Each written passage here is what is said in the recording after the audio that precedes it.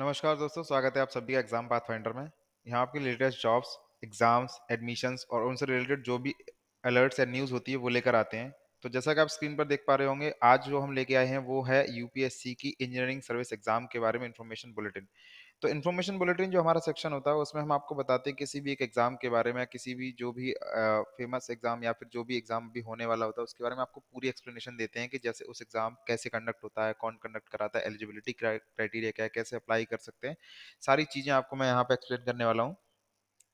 तो engineering services या फिर उसको बात बोले ईएससी के नाम से भी होता है, जो कि यूपीएससी ईएससी नाम से फेमस है ये एग्जाम। तो ये एनुअली होता है, यानी कि साल में एक बार होता है, यूपीएससी के द्वारा इसको कराया जाता है। और क्यों कराया जाता है? ताकि जो उनके डोमेन्स हैं, जैसे सिविल, मैकेनिकल, इलेक्ट्रिकल, इलेक्ट्रॉनिक्स और टेलीकम्युनिकेशन के जो इंजीनियर्स हैं, तो जो पीएसईज हैं, यानी कि जो बड़े बड़े जो मिनिस्ट्री या फिर डिपार्टमेंट है गवर्नमेंट ऑफ इंडिया के, जैसे कि railway, telecom, border roads, CPWD या फिर सीडब्ल्यूसी, सीपीईएस, एनएचएआई यानी कि जो हाईवे वाला है, naval armaments, MES, ordnance factory etcetera, ये सारे जो डिपार्टमेंट्स हैं, जिस जो भी टेक्निकल डिपार्टमेंट है जिसमें इंजीनियर्स की जरूरत होती है, तो उनको टेक्नो मैनेजरियल पोस्ट के लिए जो हायर करना होता है, तो उसको हायर करने के लिए यूपीएससी ईएससी एग्जाम कराया जाता है। तो उसके अलावा सबसे बड़ी बात ये, उसके सबसे अच्छा बेनिफिट होता है कि इनका बेनिफिट ये होता है कि ये जितने सारे मैनेजरियल पोस्ट या फिर जितने सारे मिनिस्ट्री और डिपार्टमेंट बताए और जो पीएससीज हैं, वो एक दूसरे में आप मूव कर सकते हैं। ऐसा नहीं है कि अगर आप फॉर एग्जांपल अगर आप एनएचएआई में इंजीनियर लग जाते हैं, यानी कि national highway authority of India में अगर आप इंजीनियर लग जाते हैं, तो ऐसा नहीं है कि आप फिर उसको दूसरी जगह नहीं जा सकते। आप वहाँ से बॉर्डर रोड्स में भी जा सकते हैं, आप वहाँ से रेलवेज में भी जा सकते हैं, आप वहाँ से ऑर्डिनेंस फैक्ट्री में भी जा सकते हैं, और अलग अलग जो पीएसयूज हैं उसमें भी जा सकते हैं। तो उसके बाद और क्लास वन ऑफिसर आप सिलेक्ट होते हैं, यानी कि ग्रेड ए ऑफिसर में आप जाते हैं। तो चलिए ढूंढते पता करते हैं कि आगे इसके बारे में क्या क्या है, कैसे कैसे होता है। सबसे पहली बात करते हैं category and detail of post, यानी कि कौन कौन सी पोस्ट होती है। सबसे पहले सिविल इंजीनियरिंग के बारे में बात करता हूँ मैं। तो सिविल इंजीनियरिंग के लिए कौन कौन सी पोस्ट है? Central engineering services, central engineering service roads, civil engineering post, या फिर survey of India group A service, AEE civil in border road engineering services, या फिर Indian defence service of engineer हो गया, या फिर एमईए सर्वेयर कैडर होता है, या फिर सेंट्रल वाटर इंजीनियरिंग में भी जाते हैं। अब बात कर दो मैकेनिकल, मैकेनिकल में जीएसआई में आप जाते हैं, इंडियन नेवल आर्मामेंट में भी जाते हैं, और सेंट्रल वाटर इंजीनियरिंग में भी जाते हैं, इंडियन स्किल डेवलपमेंट सर्विस में, या फिर डिफेंस एरोनॉटिकल क्वालिटी एश्योरेंस, या फिर सेंट्रल इलेक्ट्रिकल मैकेनिकल सर्विस में जाते हैं, सेंट्रल पावर इंजीनियरिंग सर्विस में भी जाते हैं। तो जितने भी मैकेनिकल वाले जो पोस्ट हैं वो उसके लिए मैकेनिकल इंजीनियरिंग वाले जाते हैं। इलेक्ट्रिकल इंजीनियरिंग भी ये सारे डिपार्टमेंट्स हैं, उसमें भी इलेक्ट्रिकल इंजीनियरिंग जाते ही जाते हैं। उसके बाद अगर मैं टेलीकम्युनिकेशन की बात करूं, तो अब तो जैसा कि आप जान रहे हैं कि पिछले कुछ सालों से या कुछ एक आध दशक से टेलीकम्युनिकेशन का बहुत ही ज़्यादा जोर है और वो ग्रोथ पर ही है। तो टेलीकम्युनिकेशन इंजीनियर की डिमांड भी रहती है। तो जैसे कहाँ किस किस डिपार्टमेंट जा सकते हैं, वो Indian radio regulatory services, telecommunication service, naval armament service और नेवल मटेरियल मैनेजमेंट सर्विस में भी जाते हैं। जूनियर टेलीकॉम ऑफिसर भी लग सकते हैं, या फिर defence aeronautical quality assurance engineer हो गया, या फिर central power engineering grade A, या फिर इंडियन स्किल डेवलपमेंट सर्विस। तो ये सारे हैं जिसमें आप अलग अलग जो मैंने चार जो बताए हैं, सब अलग अलग डिपार्टमेंट जाते हैं। एलिजिबिलिटी क्राइटेरिया की अगर मैं बात करता हूँ, तो जो एसेंशियल क्वालिफिकेशन चाहिए, क्वालिफिकेशन जो मिनिमम होना चाहिए वो होना चाहिए आपका डिग्री ऑफ इंजीनियरिंग होनी चाहिए। जैसे कि आप अगर आप बात कर रहे हैं इंजीनियरिंग सर्विस, तो ऑब्वियसली आपके पास इंजीनियरिंग की डिग्री तो होनी ही चाहिए। उसके अलावा आपने सेक्शन ए और section B of the institution, एक इंजीनियर का एग्जाम होता है जिसको कहा जाता है institution examination of institute of engineers. तो अगर आपने उसके सेक्शन ए और सेक्शन बी पास किया हुआ है तब भी आप इसके लिए एलिजिबल हैं। या फिर डिग्री या डिप्लोमा किया हुआ है engineering from a foreign university, college, institution जो कि इंडियन गवर्नमेंट के द्वारा रिकॉग्नाइज की हुई है वो। या फिर pass graduate membership examination of the institute of electronics and telecommunication engineer. तो एक इंस्टीट्यूशन होता है, institution of electronics and telecommunication engineer. तो उसमें से अगर आपने ग्रेजुएट मेंबरशिप एग्जाम पास किया है तो भी आप एलिजिबल है। या फिर pass associate membership examination part second and third section A B of aeronautical society of India.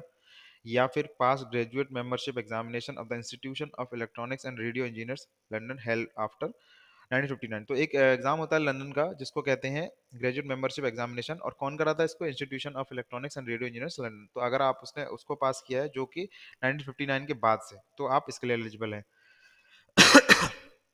तो कुछ एलिजिबिलिटी क्राइटेरिया हैं जो कि किसी पोस्ट से स्पेसिफिक है। जैसे कि अगर आप नेवल एनवायरमेंट सर्विसेज की बात करते हैं जो कि इलेक्ट्रॉनिक्स वाली है, उसके लिए आपके पास एमएससी डिग्री या फिर इससे equivalent with wireless communication, electronics, radio physics और radio engineering as a special subject, तो भी आप एलिजिबल हैं। अगर बात करते हैं इंडियन रेडियो रेगुलेटरी सर्विस की, तब भी एमएससी या फिर इससे इक्विवेलेंट जो wireless communication, electronics, radio physics, radio engineering वाले जो अगर आपके पास कुछ स्पेशल सब्जेक्ट हैं तो भी आप एलिजिबल हैं। तो ये हो गई एलिजिबिलिटी क्राइटेरिया की बात। अब बात करो नेशनैलिटी। सबसे पहली बात सिटीजन ऑफ इंडिया होगा, तो ऑब्वियसली अब एलिजिबल है। दूसरा subject of Nepal, subject of Bhutan भी एलिजिबल है। दूसरा तिब्बतन रिफ्यूजी जो कि जनवरी 1 1962 से पहले पहले यहाँ परमानेंटली रहने के उद्देश्य से आ चुके हैं, वो एलिजिबल है।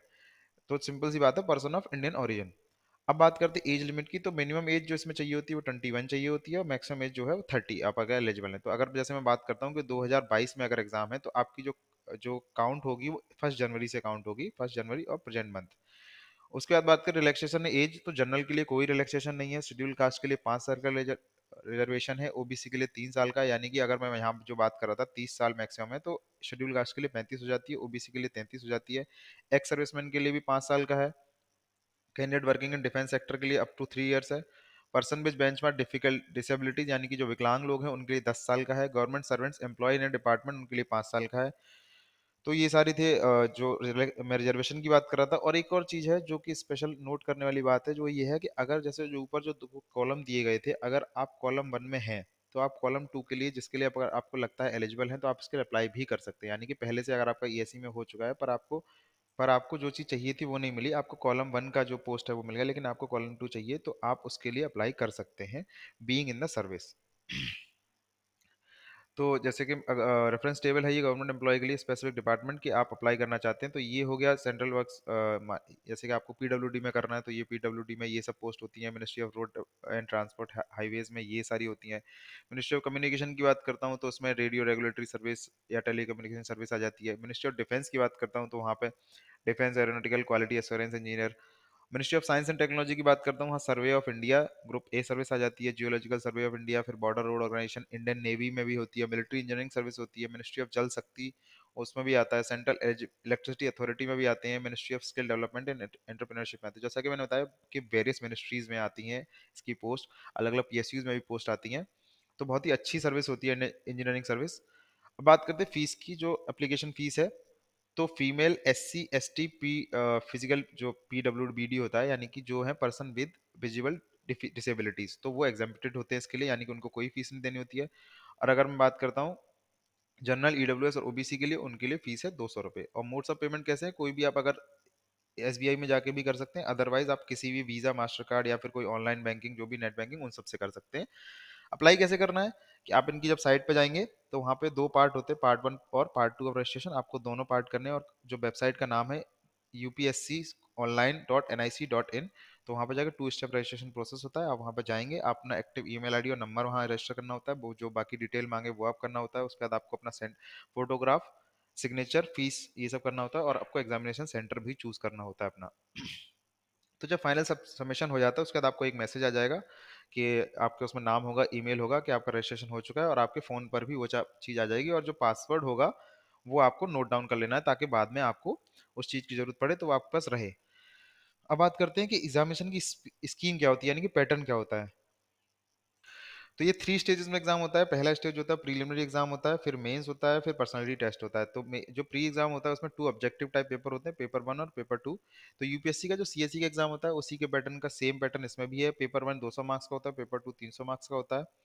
और दो जो मेंस की बात करता हूँ, 2 पेपर होते हैं, वो दोनों सब्जेक्टिव टाइप होते हैं, और दो 3 3 घंटे के 2 पेपर होते हैं। Paper 1 will be same for every candidate, यानी कि पेपर 1 जो होगा वो सबके लिए सेम होगा। पेपर 2 होता है वो डिसिप्लिन, यानी कि अगर मैकेनिकल वाले उनके लिए स्पेसिफिक होना चाहिए, सिविल के लिए स्पेसिफिक, इलेक्ट्रिकल के लिए स्पेसिफिक, तो ऐसे रहता है।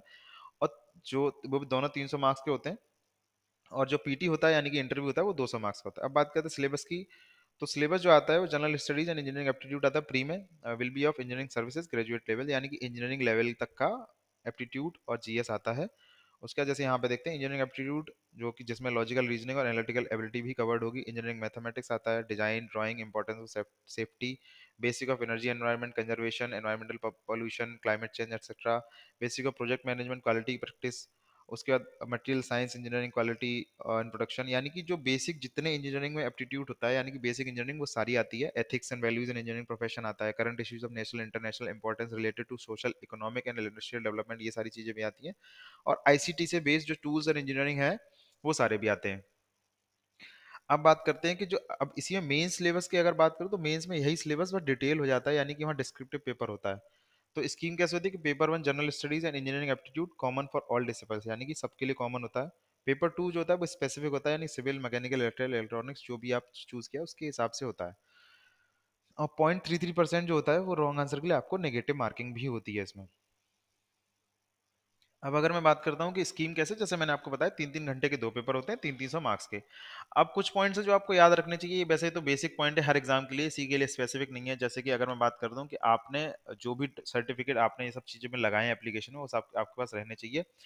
और आपका जो रिजल्ट आता है तो आपके पास वो सारी चीज़ें दिखानी पड़ेंगी। ईडब्ल्यूएस अगर आपने अप्लाई किया इकोनॉमिकली वीकर सेक्शन के लिए, तो आपके पास एक प्रॉपर सर्टिफिकेट होना चाहिए जो आपको दिखाए, यानी कि जो आय प्रमाण पत्र है वो आपको दिखाए कि आप हाँ ईडब्ल्यूएस में लाई करते हैं।